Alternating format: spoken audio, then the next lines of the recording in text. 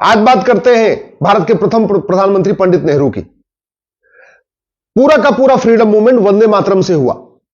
लाहौर में वंदे मातरम के नाम से अखबार निकलता था। राम प्रसाद बिस्मिल ने वंदे मातरम के नाम से गजल लिखी।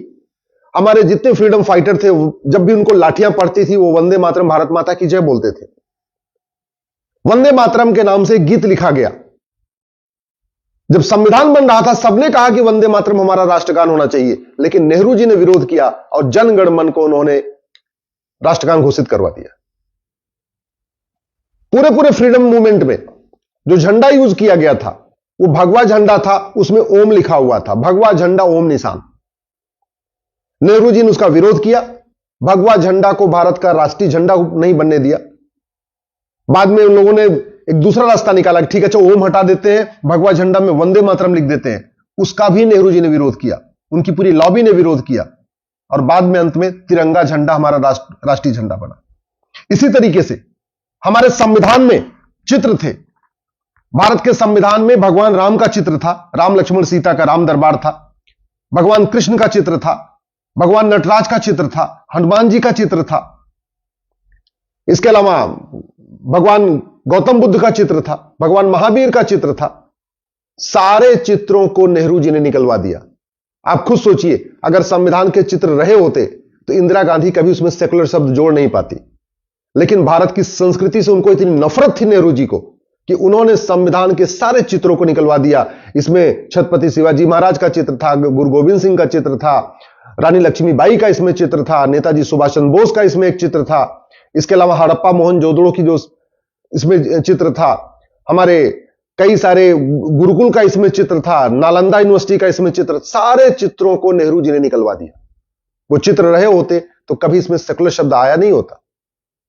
इसी तरीके से ये जो वक्फ, अल्पसंख्यक बहुसंख्यक से हम आज परेशान है, ये जो विशेष कानून, विशेष दर्जा और सब कुछ विशेष चलता है ना, विशेष योजनाएं विशेष धार्मिक आधार पर चल रही है, इसका सबका विरोध किया था। डॉक्टर अंबेडकर ने भी विरोध किया और सभी संविधान निर्माताओं ने विरोध किया।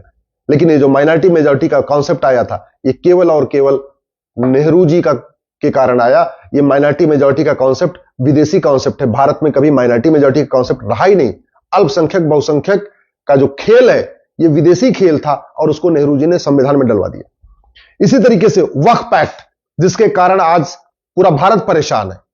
रेलवे और डिफेंस के बाद सबसे ज्यादा जो जमीन हड़प लिया है वो वक्फ बोर्ड ने हड़पा हुआ है। वो पहला कानून 1954 में नेहरू जी ने बनाया था। आर्टिकल 11 कहता है कि नागरिकता देने और नागरिकता लेने के लिए कानून बनाओ। नेहरू जी ने सिटीजनशिप एक्ट बनाया, लेकिन ऐसा घटिया कानून बनाया, आज तक किसी की नागरिकता गई नहीं। नागरिकता सबको मिलती रही, सबको मिलती रही, सबको मिलती रही।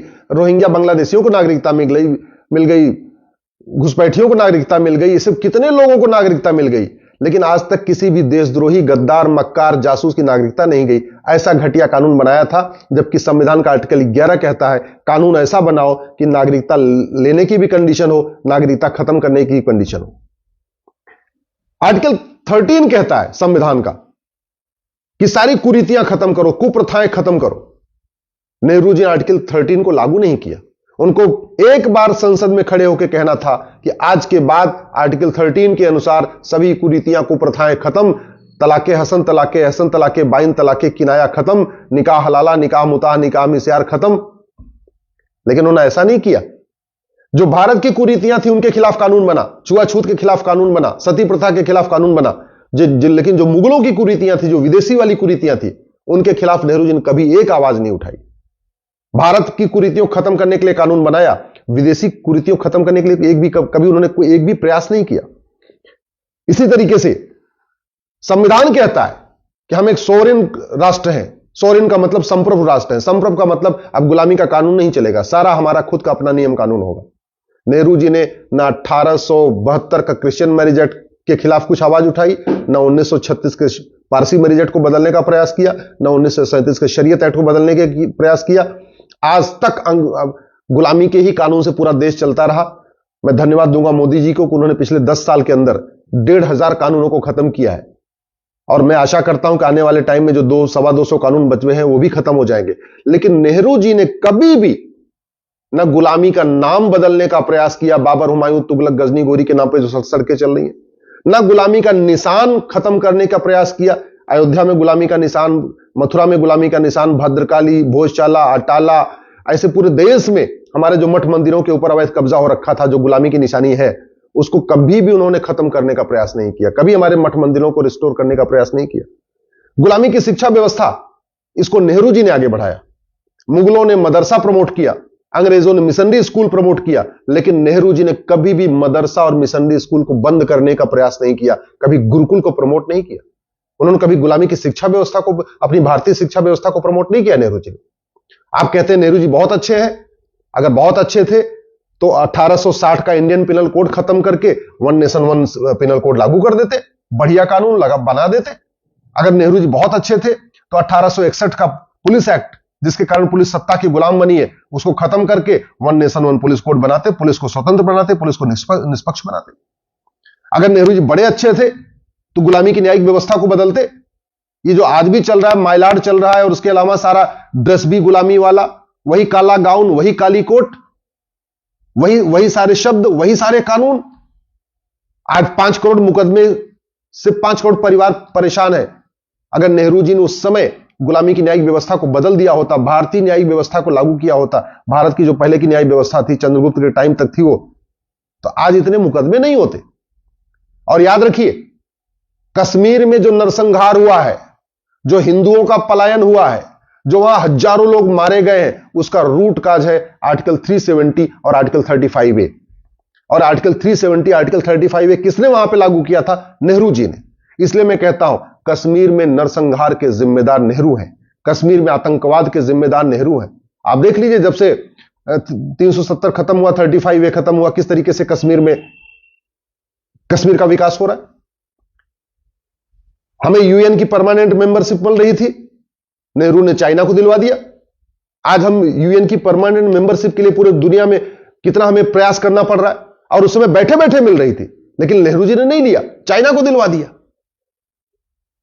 चाइना के साथ युद्ध में क्या हुआ सबको पता है। पाकिस्तान के साथ उन्होंने कितना क्या काम किया, चाइना, उस पर कहने की जरूरत ही नहीं है। और एक बात और मैं बताता हूं आपको, नियम कानून कितने इंपॉर्टेंट होते हैं। एक आर्टिकल 370 ने कश्मीर को बर्बाद किया था, हमने एक कानून खत्म किया, कश्मीर बढ़िया खुशहाल हो गया। ऐसे ही जब सारे के सारे घटिया कानून खत्म होंगे तो आप सोच लीजिए भारत कहां होगा। कानून बड़ा पावरफुल होता है। इसलिए मैं कहता हूं, अब की बार 400 पार करिए, इस कांग्रेस की जमानत जब्त करिए, कांग्रेस को सिंगल डिजिट में ले आइए, इसको 9 सीट से कम होनी चाहिए। कांग्रेस ने बहुत बर्बाद किया है देश को, भारत को, भारत की संस्कृति को, भारत की परंपरा को बर्बाद किया है। इन्होंने केवल और केवल विदेशी कुरीतियों को बढ़ाया, विदेशी शिक्षा व्यवस्था को बढ़ाया, विदेशी चिकित्सा को बढ़ाया। आपको जो पता है कि जो एलोपैथ है इसको प्रमोट करने और आयुर्वेद को खत्म करने के लिए 1955 में नेहरू जी ने एक ड्रग एक्ट बनाया था। और वो कानून ऐसा है कि जो महर्षि चरक ने दवाइयां बताई, महर्षि सुश्रुत ने दवाइयां बताई, या महर्षि शारंगधर, महर्षि भावप्रकाश, महर्षि वाग्भट, अगर आप उसका इलाज करने का क्लेम करते हैं तो आपको लीगल नोटिस आ जाएगी। भारत में डॉक्टर का मतलब एमबीबीएस डॉक्टर, बेचारा जो आयुर्वेद का डॉक्टर हो तो सेकंड क्लास डॉक्टर माना जाता है। यह व्यवस्था क्यों चलती रही? अंग्रेजों ने 1940 में कानून बनाया था, नेहरू जी ने कॉपी पेस्ट मार के उसको 1955 में आगे बढ़ा दिया। तो नेहरू जी ने, आप ध्यान से अगर देखेंगे, भारत और भारत की संस्कृति को मजबूत करने की बजाय विदेशी संस्कृति को मजबूत किया, विदेशी परंपरा को मजबूत किया, विदेशी कुरीतियों को मजबूत किया। इसलिए मैं आपसे निवेदन करता हूं, दल गुलामी छोड़िए, पार्टियों की गुलामी छोड़िए, अब की बार 400 पार करिए। और 400 पार करेंगे तो गुलामी का नाम खत्म होगा, गुलामी का निशान खत्म होगा, गुलामी की परंपरा खत्म होगी, गुलामी की कुरीतियां खत्म होगी, गुलामी की पुलिस व्यवस्था बदलेगी, गुलामी की शिक्षा व्यवस्था बदलेगी, गुलामी की न्याय व्यवस्था बदलेगी, गुलामी की चिकित्सा व्यवस्था बदलेगी, गुलामी की प्रशासनिक व्यवस्था बदलेगी। इसलिए अब की बार 400 पार जरूर करिए।